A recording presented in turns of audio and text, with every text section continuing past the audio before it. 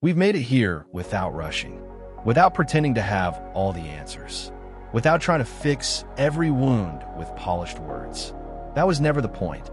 This space was always meant to do something quieter, to stay with you when the noise got too loud, to offer language for what you didn't know how to say, to hold space for the questions that don't need resolution yet. This episode isn't an ending. It's a pause, a moment to breathe, to turn inward gently without pressure to figure everything out. This was never about fixing you, just making sure you didn't feel alone. A lot of people carry heavy things in silence. Private battles, invisible pain, quiet doubts that no one seems to hear. And eventually, you start to believe it's just you, that your struggle is isolated, that maybe something's wrong with you. But it's not. This series was never here to cure anything, only to reflect what many feel but don't have words for. Because when something is named, it's no longer just yours to carry. And when you feel seen, even by a voice in the dark, something begins to soften. You remember, your pain isn't proof that you're broken.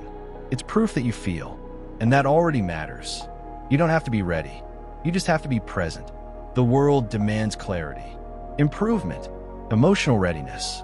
But sometimes the bravest thing you can do is not run away from yourself, to sit in the stillness, to notice the chaos, to breathe through the discomfort without numbing it. That's presence, not fixing, not solving, just staying. You don't have to be your best self every day. You don't have to be healed, certain, or wise right now. You just have to be here, with yourself, with your mess, with your truth, even if it's quiet and incomplete.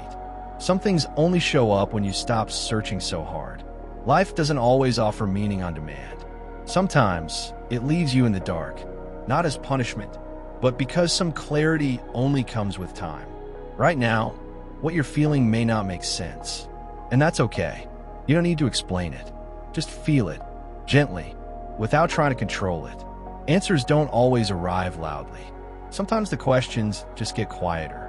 And in that new quiet, your voice finally has room to speak again. If you've made it this far, that already means something. Listening, reflecting, feeling. These aren't small things. They're acts of courage, especially in a world that teaches you to stay distracted. So if you've made it here, to this moment, know this. You've been showing up for yourself. Maybe not perfectly, maybe not loudly, but with honesty. And that matters more than anyone clapping for your strength. You're not here because you're lost. You're here because you've been looking, slowly, softly, in your own way. And that is enough. You may not walk away from this with clear answers, but that's never been the goal. What matters is that you stayed, that you listened, that, even for a few minutes, you let yourself exist without fixing, performing, or running. Sometimes that's all we need.